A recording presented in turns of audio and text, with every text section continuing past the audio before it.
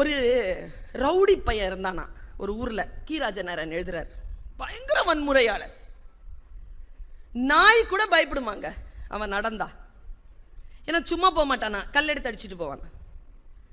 குழந்தை இருக்குன்னு வச்சுக்கோங்களேன், அந்த குழந்தைய போய் அவன் கையில் இருக்கிற மிட்டாயெல்லாம் பிடுங்கிப்பானா. யாரை பார்த்தாலும் அடிப்பான், யாரை பார்த்தாலும் நோவை செய்வான். அவனுக்கு நல்ல பேரே கிடையாது, சரியான ரவுடி. அவனுக்கு ஒரு நாள் சாவு வந்துருச்சு, செத்துட்டான். என்ன நினைக்கிறீங்க? ஊரெல்லாம் பட்டாசு வெடிச்சு கொண்டாடுறாங்க. அந்த ஊருக்கு அன்னைக்கு தான் தீபாவளி, பயங்கர ஜாலி. போயிட்டான்ப்பா மாடி பாவி பய. ஒரு நாளாவது உருப்படியா நம்மளால வாழ முடிஞ்சுதான் இவன் உயிரோட இருக்கிற. செத்து தொலைஞ்சான் பாவி.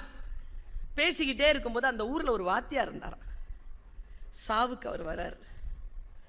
எல்லாரையும் பார்த்துட்டு அமைதியா ஒரு வார்த்தை சொன்னாராம்.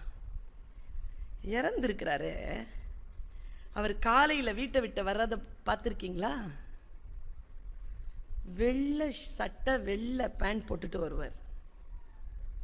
தூய்மையா இருக்குங்க. அவரை பார்த்தாலே காலையில் அவர் நடந்து வர்றதை பார்த்தாலும் அவ்வளோ சந்தோஷமா இருக்குங்க.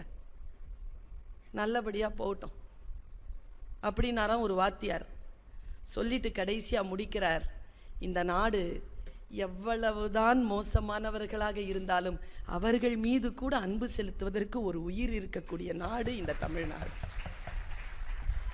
என்பார் கீரா.